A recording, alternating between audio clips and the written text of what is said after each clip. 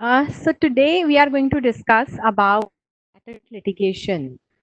If some members had joined last week, we had debated about whether or not a software and a patent can be granted, and if so, in which circumstances. Today's discussion is not very industry focused, but we may end up giving some examples which are from real cases that have happened in courts, and also, of course, sharing our experiences with all of you. We would also love to have your questions on the site, and we will try to answer them as we go along. Let me jump directly into the subject now. When we talk about patent litigation, what does come in the mind in the first, right? There is a patent which is infringed. Of course, there will be litigation around that, but there are other levels of litigation as well. For example, before a patent is granted, there could be a pre-grant opposition where somebody wants to object that the patent should not be granted.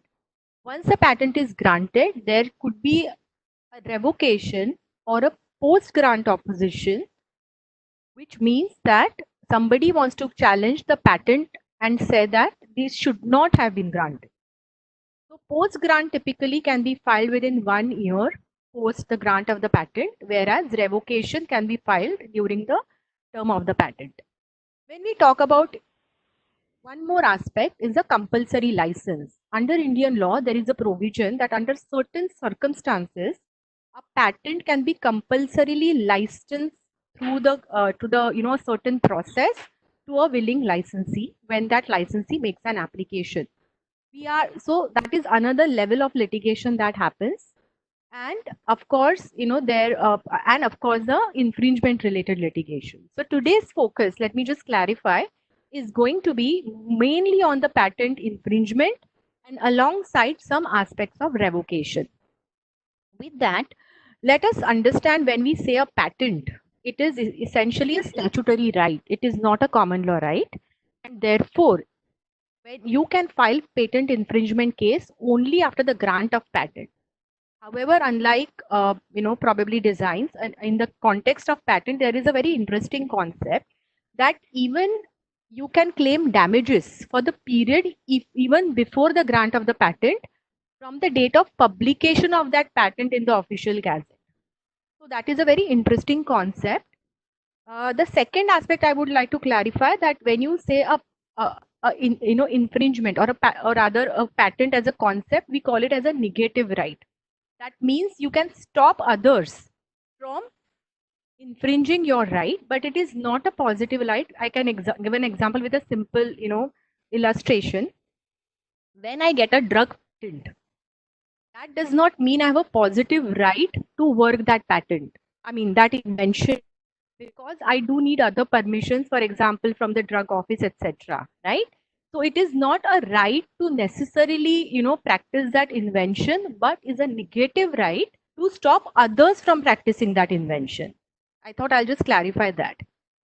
When we talk about infringement, you essentially have to look at Section 48 of the Patents Act to understand what is a patent grant right. And whilst we discuss, I think some of our colleagues will discuss that further. There are certain defenses or exceptions that are also provided under the Patents Act. For example, government working or working for the purposes of R&D, parallel imports. So there are these defenses available which one should be aware as well, because oftentimes we do get query that a patent is existing in India. However, we want to conduct certain R&D basis that patent. Of course, that will have to be an exception. Why? Because the innovation has to continue. Unless the R&D is allowed, how will there be a further innovation in relation to that that particular subject matter of patent?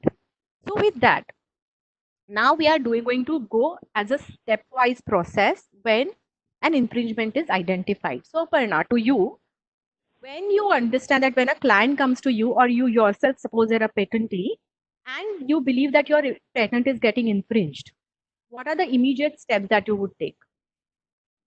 Right, Gauri. I think the first thing that needs to be kept in mind as soon as you find out that, maybe from a market source or maybe you actually come across an infringing product, it's very important to get as much background information, as much evidence as possible, as quickly as possible. And what evidence, when I say evidence, what I really mean is that, there are certain aspects that are very important for you to even determine if you can go in suit, or maybe do you need to file a legal notice, or do you need to send a legal notice first. I think some of the aspects that are really important that you need to determine at this stage is, uh, who is the infringer, how big or small is this entity, or since when are they infringing, which is very important from a limitation perspective, or even to get an interim relief, right? Some other aspects could be in which jurisdictions, in which states, in which cities the infringing products are available. What is the distribution uh, mechanism? Is it just is it one person manufacturing and distributing, or are there different sellers in the market? Because all these things are relevant to, from a perspective of who you file a suit against and everything. Uh, so these are some of the things that should be kept in mind. Now, how do you find out these things, right? A lot of companies in India, what they do is that they would hire private investigators who are experts in this field, and and they will help you determine, not just for one company, but maybe throughout the country, who are maybe infringers who are doing these activities.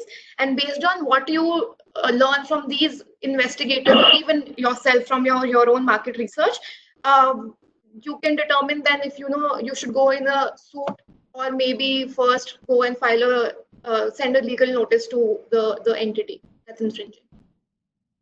Sure. So I think the takeaway, the one word which is very important, you said quickly, and we'll come to that when we discuss about the interim injunction, because it will definitely matter that if you file after 6 months after knowing of the infringement, or and if at all those 6 months, what were you doing in that 6 months? You will need to probably demonstrate that, and we'll come to that in a bit.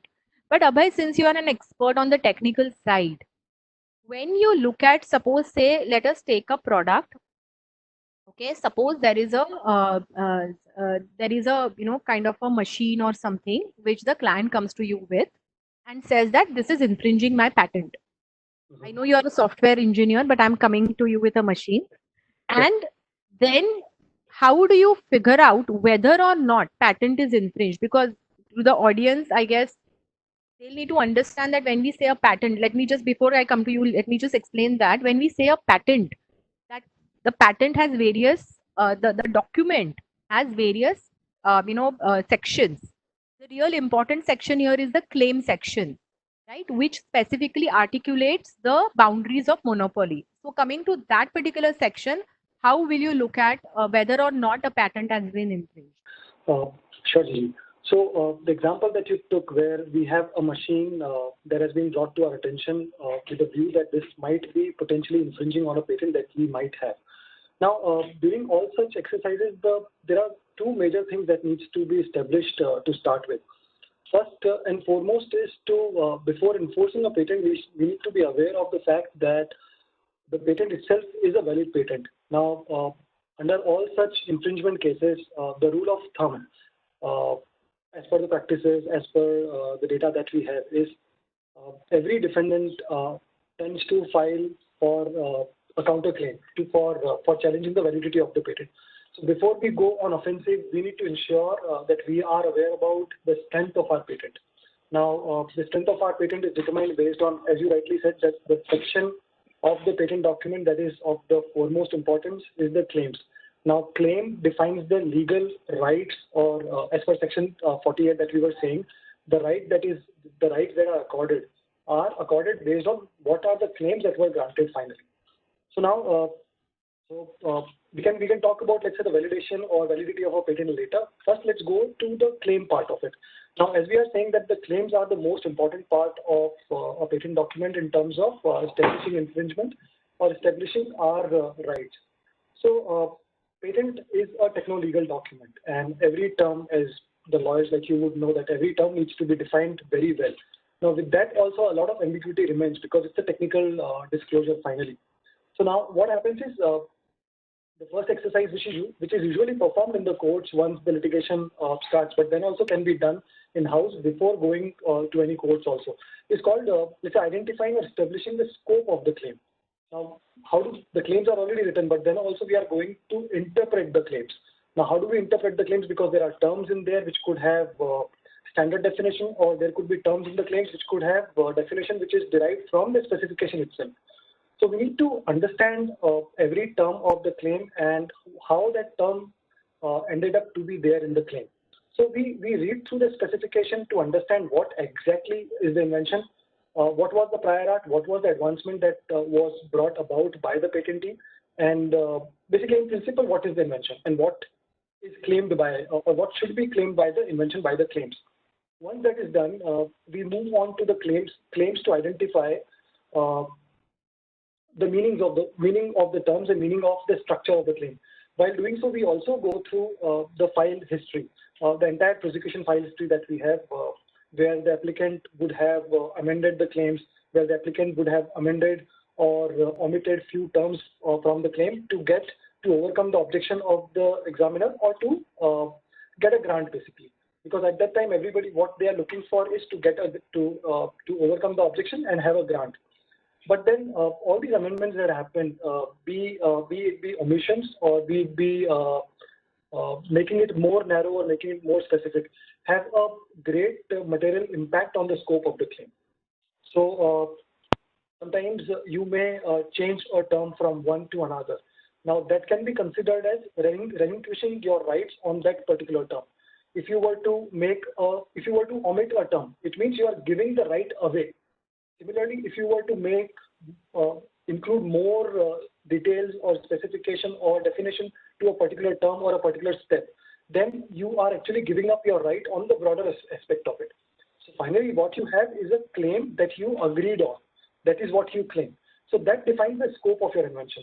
Now, once we know the right scope of our invention, we move on to the allegedly infringed product.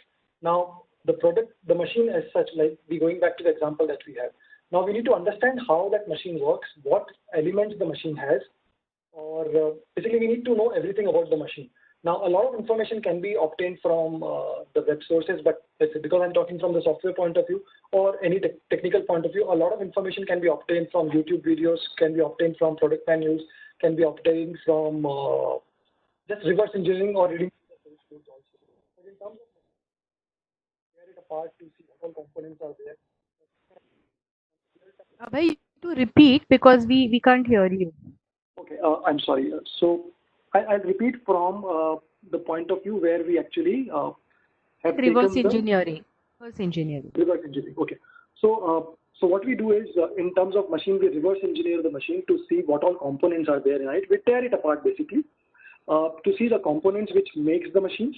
Apart from that, we also observe the real-time function of the machine, how the input goes through various components, and then the output is produced, so that we have a basic knowledge about how the machine would be working. Once we have, so what we have done so far, we have the claim scope, we have the machine functions understood. Now next is to establish the fact that there is an infringement that has happened, because infringement can only happen if the claims are reading upon the product. It's not the specification. As in, specification can have multiple examples, can have multiple things, but then remember, we made amendments, we made omissions during the prosecution, which gave us this final shape of the claim. So this final shape becomes very important, and this final shape needs to read upon the features that we have identified of the product. So at this point, we take upon an exercise where we split the claims, the independent claims, the various features, elements, components of the independent claim, and try to map it on the function. So function or element or component of the machine. Now, while we are mapping, we try to go for literal mapping also. Literal mapping is very easy to do because there are things which are readily available to you. But then there is a concept of equivalence also. Many times all these, I don't know whether we can call them infringers, but all these competitors can come up with some sort of way around by which they change one element, one aspect, or one step of a particular machine to make it a little different, to sound it or make it look like a little different, but then to the core of it, the functionality is same. So we use the notion of doctrine of equivalence, where if any element performs a similar function, as in substantially the similar function in the similar manner to obtain the similar results, then we can say that these are just insignificant changes, and then they can be considered as reading upon each other. So once we have this document prepared, we move further to collect the evidence of use also, as we do in any other litigation cases also. We need to discover evidences. Sure. Thank you. Yeah, I think that was very, very, well articulated. 3 steps. First, test the strength of the patent, whether, how, if at all somebody tries to revoke it, can we stand, with the strength of the patent, though the patent may have been granted, but there still is a possibility of some, weak link left there. Second, the prosecution estoppel point essentially, where because of the history, what is the issue, if any, that is likely to arise. And the third is the mapping, both literal and doctrine of equivalence, right? So I think these are the 3, that is what you will do on the site. But I think Aparna had sent a notice, that's what she said. Now, if Alipak, you receive a notice for the infringement of the patent, what are the things that will come to your mind and what are the steps you will take? Thank you for that, Gauri. So the minute you receive a notice, the first thing that you would do is look at the contents of it and assess the strength of the case. After that, typically you would file an application for revocation of the patent before IPAB. Now, that is the first step. Now, if there isn't a very strong case, it's very unlikely that even if the person who has sent you the notice, he was to approach a high court for infringement and file an infringement suit, that he'll get the interim injunction. But then the first step would definitely be filing for a revocation. And there are also a lot of discussion on whether to file revocation or whether to wait and file a counterclaim. I guess we'll discuss on that topic subsequently. The other point which comes to my mind is Section 106 of the Patent Act, which provides groundless threat for infringement proceedings. So if a person is constantly threatening that someone that he's infringing, the threats could be by way of circulars, advertisement, communication, oral or written, then one could file a suit before the High Court and seek declaration that these threats are unjustifiable. They could seek an injunction against continuation of such threats, so on and so forth. It is also possible to seek damages if it can be quantified. Now, we have seen a couple of cases before Delhi High Court where while they have injuncted, but it is very difficult to quantify damages, so they have not actually ordered any damages on this point. Sure. So I think these are the 2 steps. Yeah, these are the 2 steps which comes to my mind immediately when I receive a notice. Sure. Thanks. So basically, whatever Abhay explained as a plaintiff, he will try to do. You will do the same thing after receiving notice of claim mapping and all of that. Check the strength, figure out revocation works, doesn't work. If you believe that it's a silly patent, frivolous patent, and this is simply a threat, that person is not really likely to go to court, then you will probably go for, groundless threat of legal proceedings. Again, just to clarify to the audience, once the suit is filed, then this 106 remedy doesn't work, right? It is only at a threat level that it works. I thought I'll just clarify that. So coming back to you, Aparna, now once you've identified all the evidence, whatever Abhay mentioned, done all that homework, now you need to figure out, and of course your investigation report has come and all of that. Now you need to figure out what are the next steps in terms of filing of the suit, whether it is jurisdiction or, all those decisions. So could you just quickly walk us through that decision-making process? So from a jurisdiction perspective, right, I think IP cases jurisdiction becomes very relevant, and this is because the general perception is some high courts in India are maybe more friendly towards IP cases than some other courts, and we have seen in the past that most plaintiffs, most patentees, and most IP right holders would want to go to some of these high courts in India. So what needs to be determined, right? What's very important from a patents perspective is that unlike the Trademarks Act, which provides that a suit can be filed where the plaintiff resides, under the Patents Act, there's no such provision. So to file a patent suit, you will still need to go under the provisions of CPC, which says that you either go where you either file a suit where the defendant resides, or the defendant carries on business. Now here the concept of carries on business becomes very important, because in case you want to file a suit in one of these patent friendly jurisdictions, but the defendant does not have an office there, how do you determine, can you still go to such courts, right? Now what is generally done, and this is where again your investigation that you've done earlier comes in handy, is to see where the products of the defendants are available. And in that way, if for instance you want to file a suit in the Delhi High Court, if the defendant products are available in the Delhi High Court, in the the territorial jurisdiction that that's applicable to the Delhi High Court, in that case you can then maybe go and file a case in the Delhi High Court. So I think this is also something that's very important. I think I'll also quickly, deal with one interesting aspect that comes up, that when there is a multiplicity of the causes of action, that when you have trademark infringement also and patent infringement also, right? Then what happens is the same product, trademark, because obviously you want to copy, might as well copy everything, right?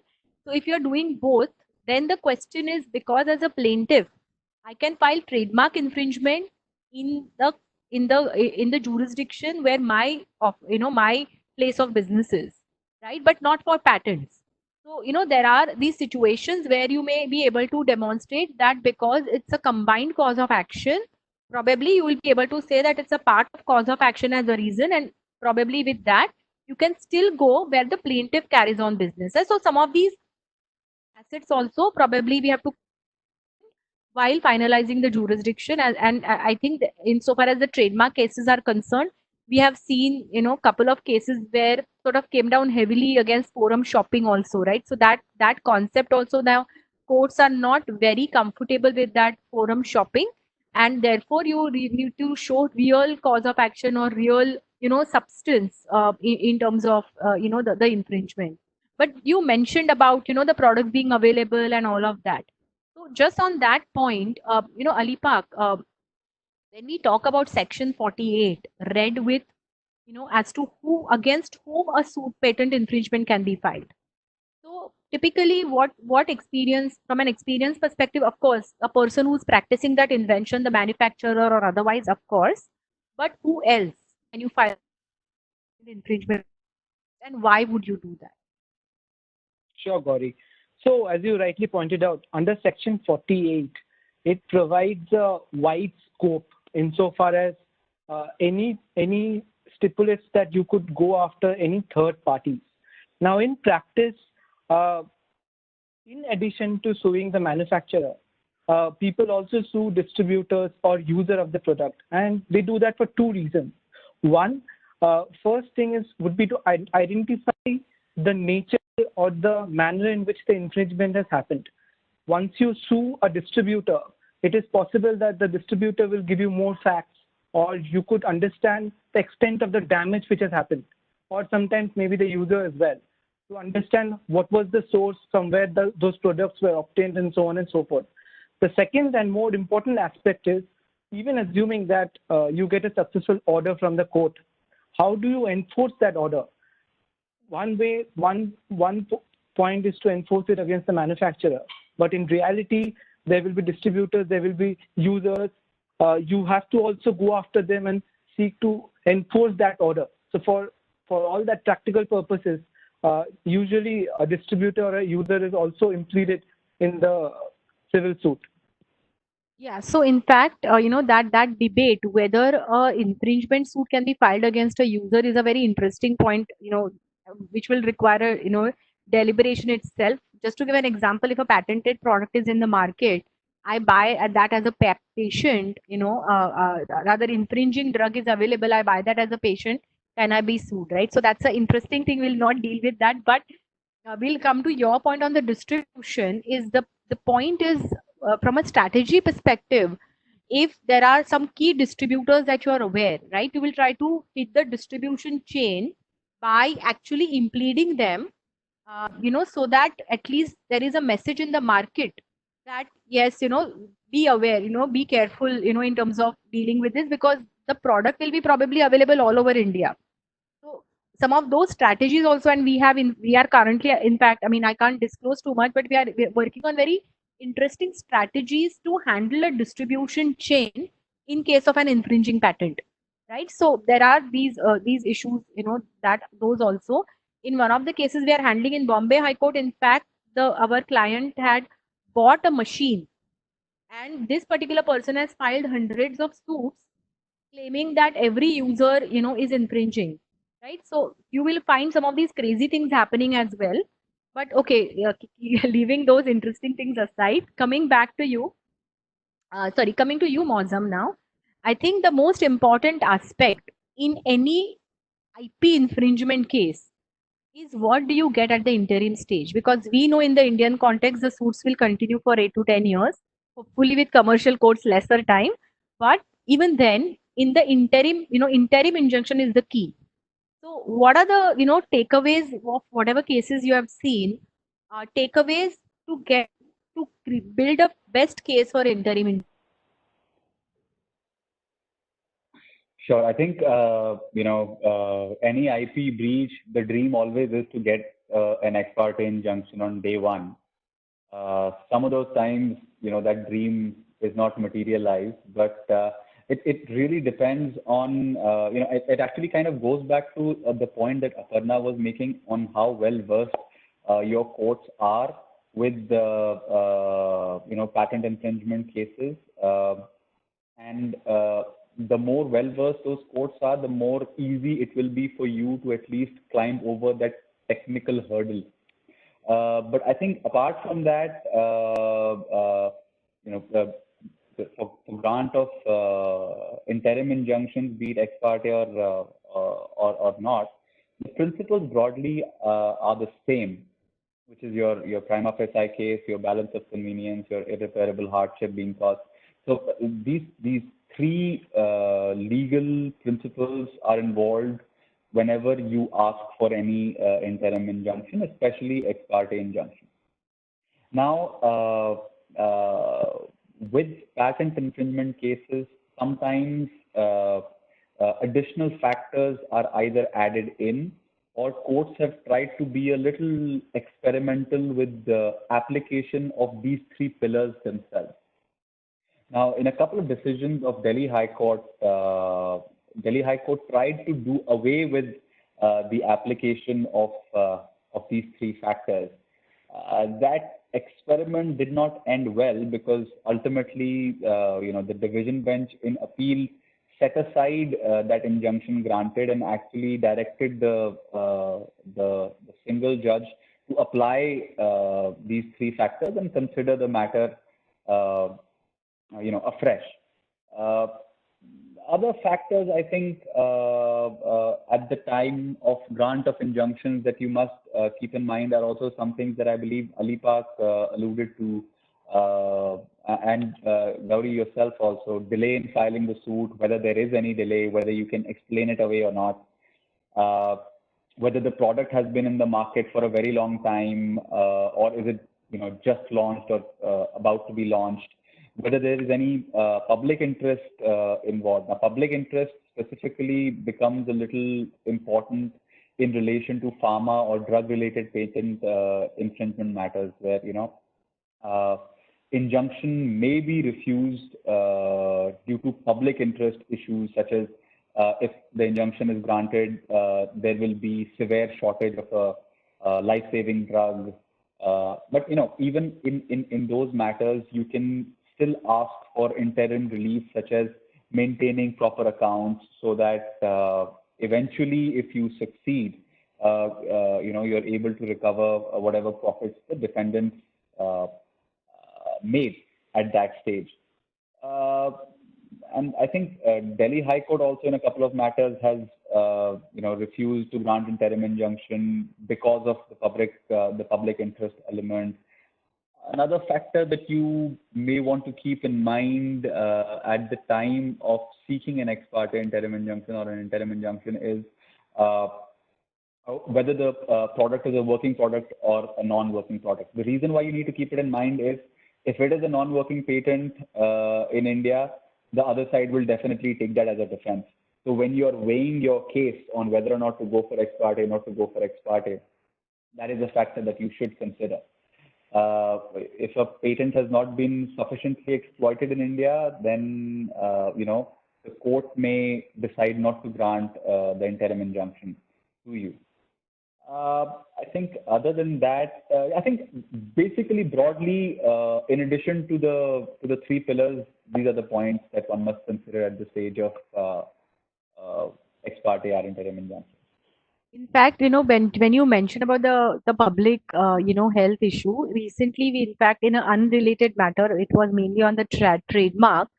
For the current situation, that for COVID-19, some of the things that are coming out.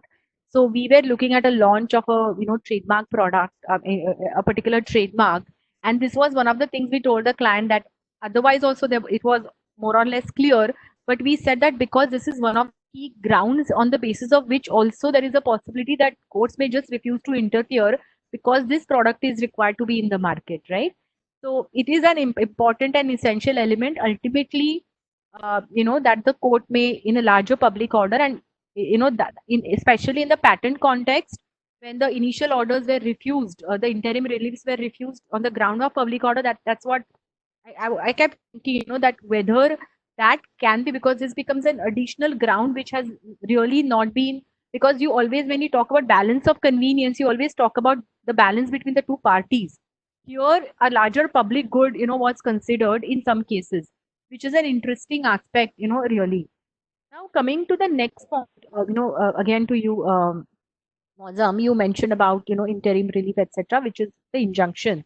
But what are the other things which are important? Maybe, like for example, you first need to find out or even have access to, say, probably to seize the products and those type of things. So are those some of the things which you would try to get as well, or possible to get, say, commissioner or in those type of relief? So, Gauri, I think depending on the stage of the matter, which is after initiation, after filing the suit, and before getting the final judgment or before reaching the trial stage, there are a number of things you can do to kind of cement your eventual victory. One of those options, like you mentioned, is taking is seizure of goods which you say are infringing your product. And that can happen through appointment of a local commissioner.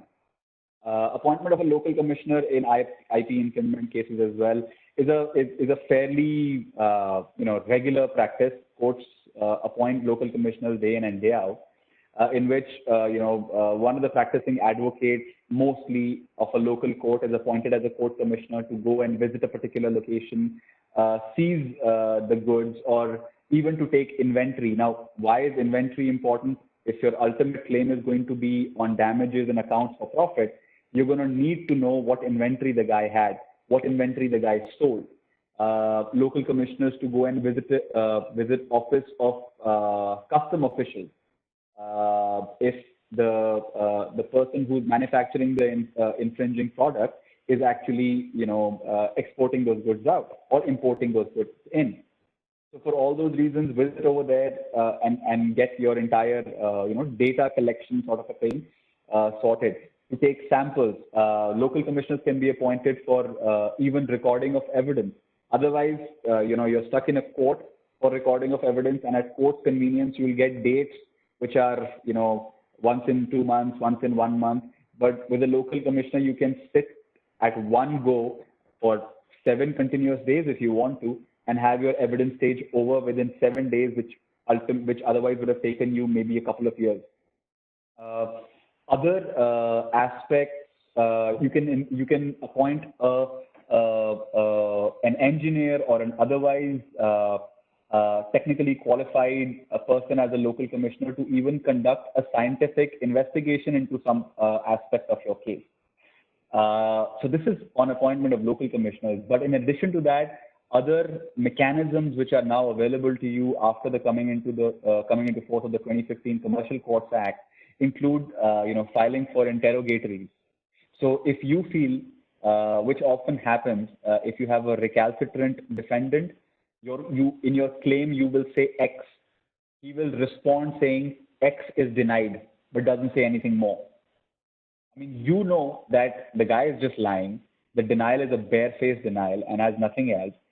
At that stage, and this is before you get to trial, you may want to send interrogatories to that defendant to say, okay, you're saying it's denied, give us reasons why is it denied. On what facts are you basing this denial on? You know, get the defendant to kind of dig a hole for himself.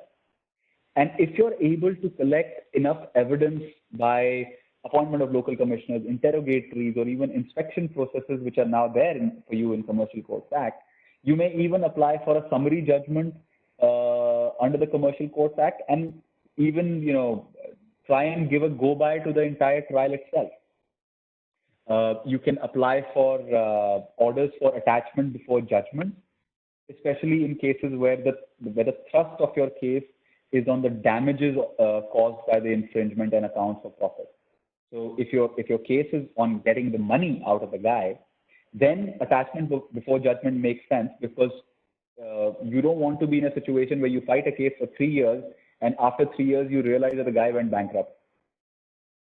Eventually, if you want to get some money out of it, it's best if you get some security in place beforehand. There's another very interesting concept called the 1782 discovery. This is a beautiful provision. Unfortunately, it's not there in India. It's in the US.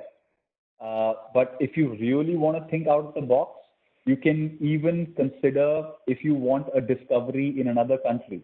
Now, US courts typically, especially in New York, would engage such a request for discovery in the US in relation to matters which are outside the US. For example, somebody has filed a suit in India.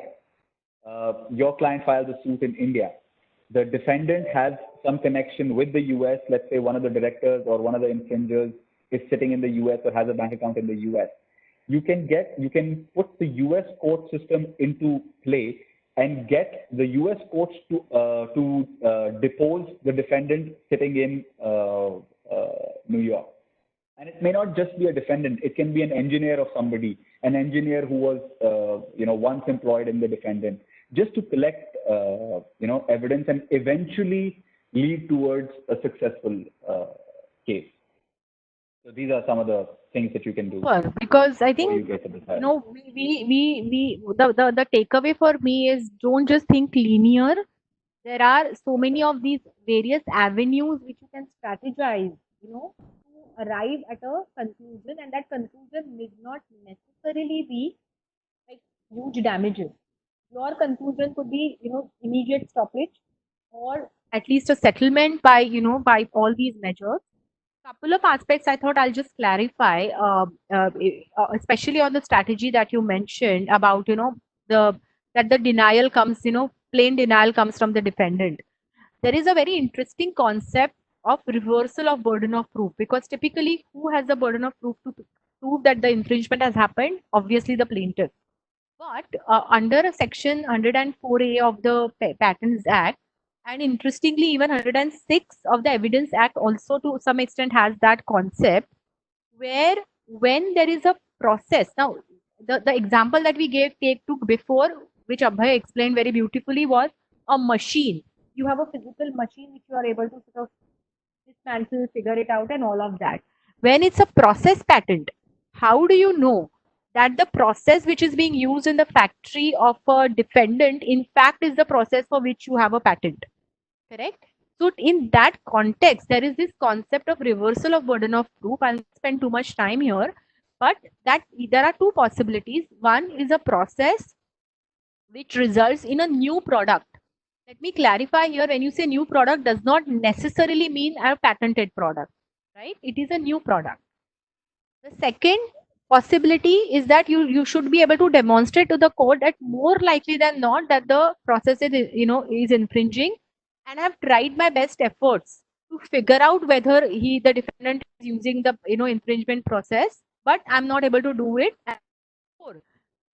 You need to shift that burden to demonstrate to the other demonstrate by the other side that they are not using infringing process. So obviously you will keep say a sealed envelope in the court or whatever it may be, right? Or maybe give an expert evidence or all those things, right? But this is one very important element that has to be kept in mind when you are looking for infringement. When you are looking for infringement of a process patent. But let us take a situation now. You all of whatever Aparna and Mozam you said, move quickly, do this, do that.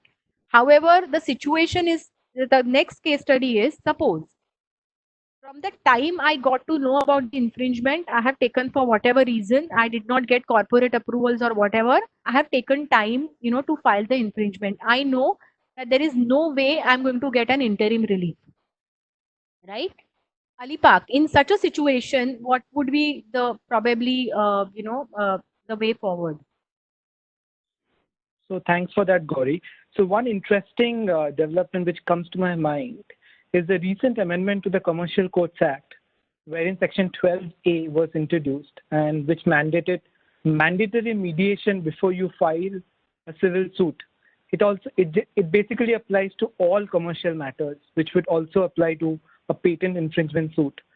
Now, pursuant to the amendment, detailed rules have also been drafted, and under that, you could file an application before the State Legal Services Authority for requesting a mediation between the parties.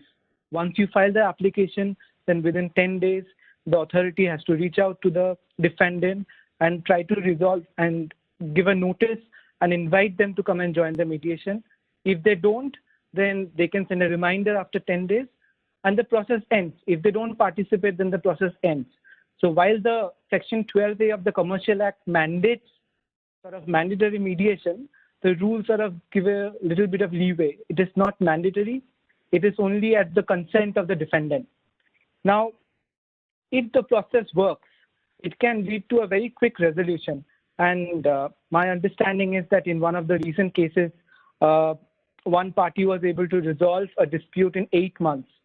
If we look at statistics, there are reports to suggest that between 2005 to 2015, as many as 143 patent infringement matters were filed in Calcutta, Madras, Bombay, and Delhi High Court, and we have had judgments in only 5 matters.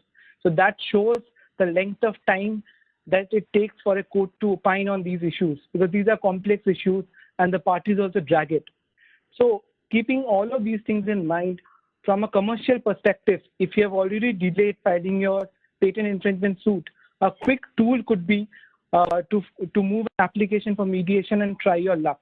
The one last aspect and one last benefit of this exercise also could be, in the mediation process, you can always come out of it if you don't agree to it, but it may also give you the opportunity to understand the position of the other side. That may also help you strategize in the litigation that you're going to fight. That's very, very helpful, Alipak, because it just, in fact, in the current situation where we are under a lockdown, in fact, yesterday, some of us were discussing that whether a way forward should in fact be a mediation, because of the timelines and all that we are working out. And luckily, the Commercial Courts Act now provides for that as a via media, because we already have so much pendency. And this could be ultimately, you will notice that if there is no interim injunction, ultimately, in the end, the actual interest of the plaintiff just fizzles out, right? By the end of it. Very rarely you will see a full trial. And if the interim injunction is in fact granted, then also nothing really remains in the suit. Nobody really pushes for damages. In very, very rare cases, you will have damages. I'm not saying no, but very rarely that you will conduct a full trial. So I think in that context, I just want to clarify one thing. When we are talking about damages, there is a very interesting provision under the Patents Act that, as I mentioned before, injunction, of course, if somebody is infringing, you need an injunction. Whether or not you were aware that the patent exists, that's very clear. However, in terms of damages, there is a very interesting provision under the Patents Act that the damages will not be granted to the in against a person who was not aware of the existence of the patent, right? And in fact, we had a situation, one of our clients had a patent and they got the products to us and all that, and we were like, where have you written your patent number on this? They were not even aware that that is a requirement for you to claim damages. So not only you can't simply write patented, and that is not construed as enough notice. It should be patent number as well, right? So some of these things, of course, in case of a process patent, how do you demonstrate, right? But even then, if there is a process leading to a product, maybe you will make a disclosure on the product. So what I'm trying to say is that knowledge is equally important in terms of claiming of damages. Coming back now to the interim stage, Aparna. Now, suppose there is an interim injunction granted, right, against your client. What are the remedies available in that context? And suppose it's an ex parte order, or it is not an ex parte order, but there is first let us take the ex parte order, and also please discuss the revocation and counterclaim points, etc., that we mentioned earlier, so that we complete that thought process. Right. So I think the first thing that comes to my mind, if I'm a defendant and there is already an injunction, interim injunction granted against me, the first thing to do would be to move an application for vacation of the interim injunction, right? You would want to go to the court and demonstrate that in fact the plaintiff does not have any prima facie case, and the balance of convenience lies in your favor. So these are aspects that you would want to establish at the interim stage itself. Now, one way of establishing that there's no prima facie case.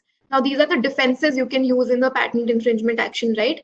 So some of these could be that you are not using an infringing product. What you are actually using is something that that was in existence or is in public domain from a date prior to the patent of the plaintiff, right? Other defenses. One of the defenses is actually that challenging the validity of the patent itself. Now, at the interim stage, when courts are not looking into evidence, right? It's not like that there's going to be a full-fledged trial and there's going to be both parties are filing evidences. How do you establish at an interim stage that the plaintiff's patent is not strong enough? Now, the courts here have for this aspect, the courts have held that you need to establish that the defendant needs to establish a credible challenge to the validity of the plaintiff's patent. What does the credible challenge mean? It simply means that your challenge should not be frivolous. So even at this interim stage, you do need to file certain evidence. You do need to still rely on prior art and bring that evidence to the court's attention to establish that the plaintiff's patent itself is not strong. I think one more thing that's very relevant here is that under the Patents Act, and this is I think very interesting, the Patents Act nowhere mentions that your grant of your patent is in fact proof of validity of your patent. So while you get a patent, and in India, as most people will know, you will get a patent after 6 to 7 years. Even then, at any stage, your patent can be challenged, right? And there is no proof. There's no proof of validity attached to a patent.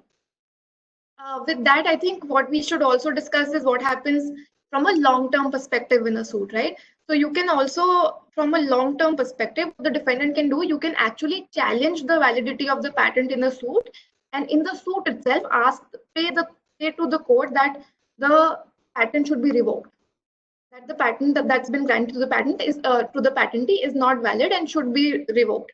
So here, what's very interesting is the interplay between a counterclaim and a revocation.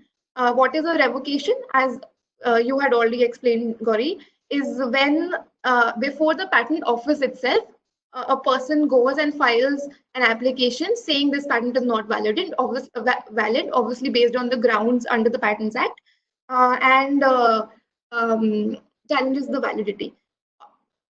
Versus the other situation can be you can simply go in court and file a counterclaim. Now, there's a very interesting decision here that the Supreme Court has given, which deals with whether a defendant can at the same time challenge the validity in a revocation petition and also file a counterclaim. Now, what the Supreme Court has held in this scenario, and this decision, this is a Alois Aubin decision, there is some criticism of the decision for many reasons. But in this aspect, what the Supreme Court has held is that the defendant has to choose their forum. So they can either file a revocation or file a counterclaim. So if you already file a revocation, right, and then the plaintiff files a suit against you, as per this judgment, you cannot file a counterclaim in the suit. You cannot challenge the validity through a counterclaim also in the suit because you've already filed a revocation. On the other hand, if the plaintiff files a suit against you and you haven't filed a revocation already, then you have the choice to choose between a revocation or a counterclaim. So I think that's also that's another important aspect. Just one thing to clarify here, and this is that if you've already filed a revocation, at the interim stage, can you challenge the validity simply to establish that the plaintiff does not have a prima facie case? The answer is it may be possible for the reason that at the interim stage, you're not filing a counterclaim. You're not asking the court to revoke the patent. You're simply saying the plaintiff does not have a prima facie case, they have a weak case, and the interim injunction should be granted. So it may be possible to still go ahead at the interim stage to do it.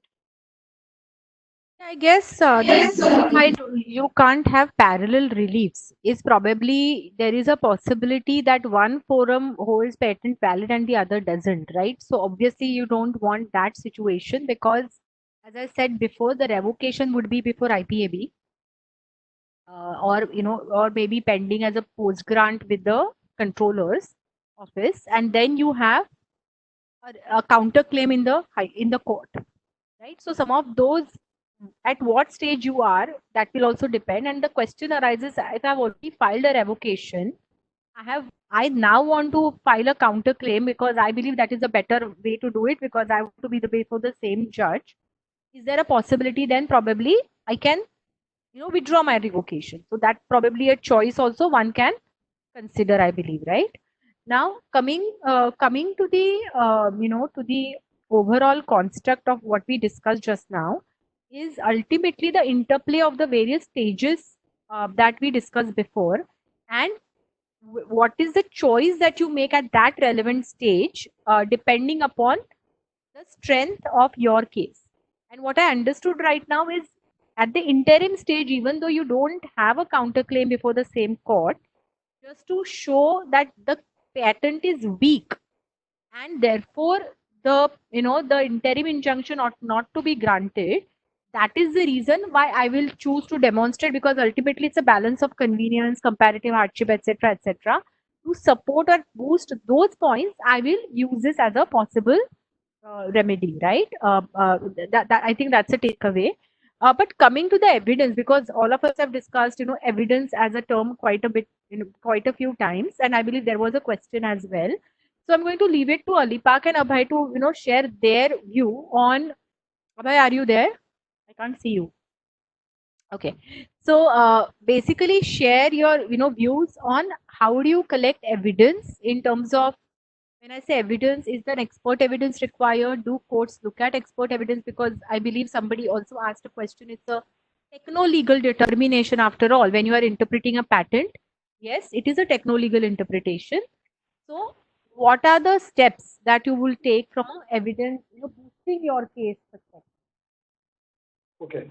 So, see, remember we were talking about doctrinal equivalence, where we were saying that you may not have exact feature-to-feature map because the competitors or the infringers would have changed something to overcome the patent as such, basically. So at this stage, so equivalence, to say it sounds very simple, but then to prove it, you would require expert evidences and experts' comments to say that this particular aspect is similar to what is claimed in the invention, and the mere change, even though the elements are changed, they are not changed materialistically completely.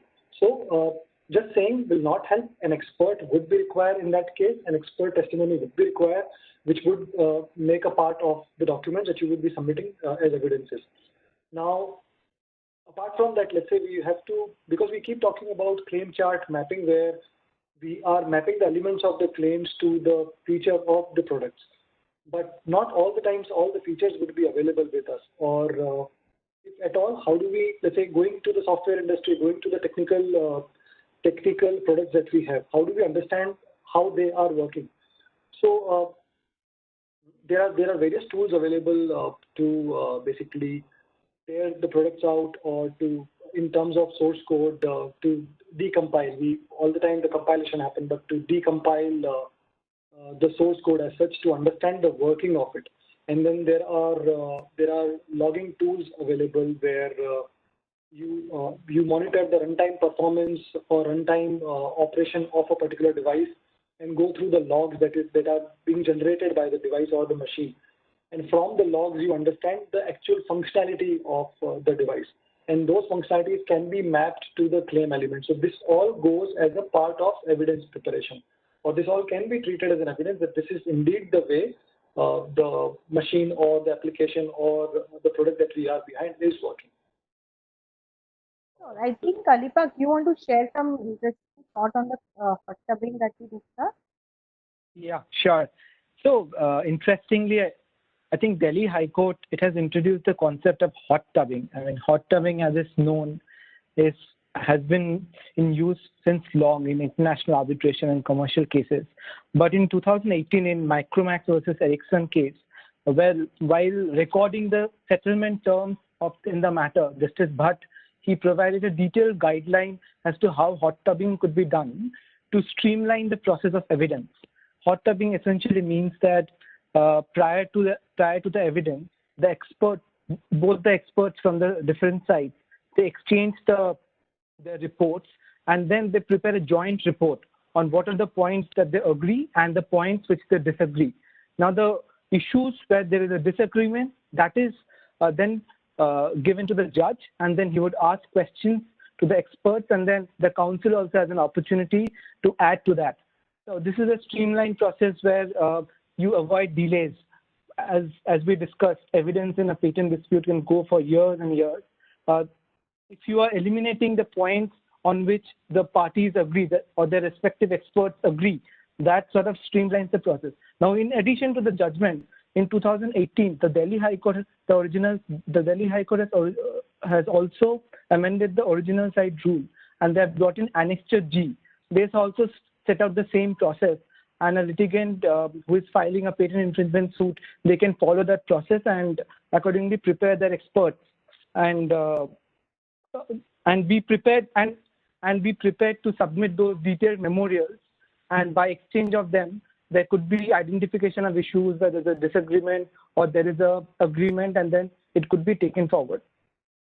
Right.